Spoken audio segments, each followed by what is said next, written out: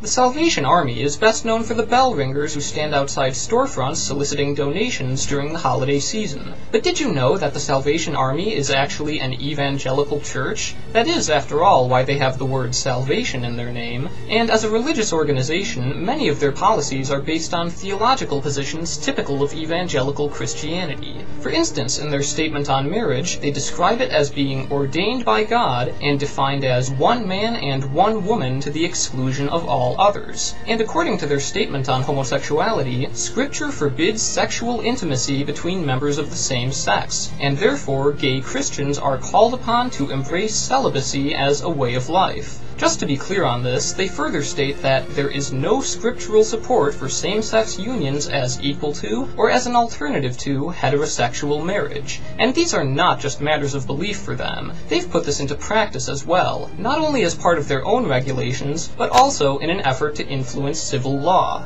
In 2000, the Salvation Army in Scotland spoke out against the proposed repeal of Section 28, a law that prohibits local governments from promoting any teaching that homosexuality is acceptable, and describes it as a pretended family relationship. Section 28 was successfully repealed in Scotland and later in the entire UK. In 2001, an internal document from the Salvation Army was obtained by the Washington Post. The document described their private dealings with the Bush administration, which had made a firm commitment to issue a regulation overriding state and local laws prohibiting employment discrimination on the basis of sexual orientation. This would grant an exemption to these laws for religious groups, including those receiving government funding, explicitly allowing them to discriminate against gay people in hiring decisions and benefits for their domestic partners. After this deal came to light, the White House reversed course and refused to grant them an exemption. In 2004, the New York City Council passed a bill requiring city contractors to provide equal benefits to employees with domestic partners. As a recipient of city funding, the Salvation Army responded by threatening to close every soup kitchen and homeless shelter in New York City if they couldn't discriminate against gay people. The law was eventually invalidated in court. If you choose to donate to the Salvation Army, that is what your money will be used to support: discrimination by an anti-gay religion. If that's something you'd rather not support, there are plenty of worthwhile charities that do a great deal of good and do not use religion to discriminate. Doctors Without Borders provides medical aid in developing nations, war zones, and some of the most dangerous places in the world. They currently offer health services in over 60 countries. They work during times of famine, armed conflict, and even genocide. They are politically and religiously unaffiliated, they rely on private donors for the majority of their funding, and they provide care to anyone without discriminating.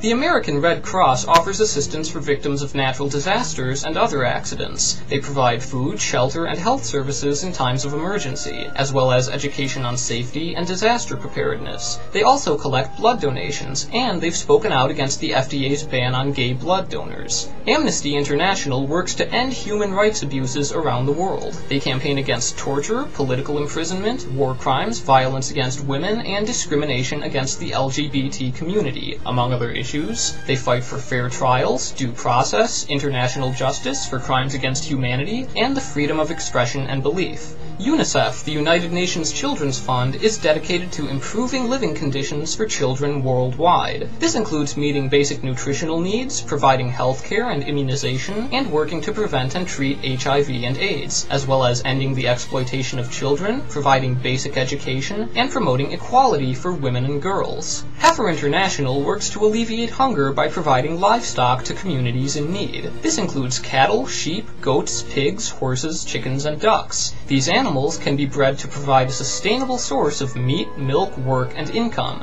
helping these communities to thrive and prosper. The Leukemia and Lymphoma Society funds medical research of blood cancers, with the goal of developing better treatments and cures. While the success rates for the treatment of leukemia and lymphoma have improved over time, these are still deadly diseases. The Cystic Fibrosis Foundation offers grants for the research and treatment of cystic fibrosis, a debilitating systemic disease which causes impaired breathing and progressive progressive lung damage, often necessitating a lung transplant. Most people with cystic fibrosis die in their 20s or 30s. The Juvenile Diabetes Research Foundation works towards developing a cure for type 1 diabetes and treatments for its complications. While diabetes is manageable, it can eventually lead to blindness, kidney failure, and amputation as a result of accumulated damage to blood vessels. The Scripps Research Institute is a privately funded organization that performs research in basic biomedical science and works to understand the fundamental processes of life. The results of their work have led to significant advances in our understanding of stem cells, the immune system, genetic diseases, and cancer.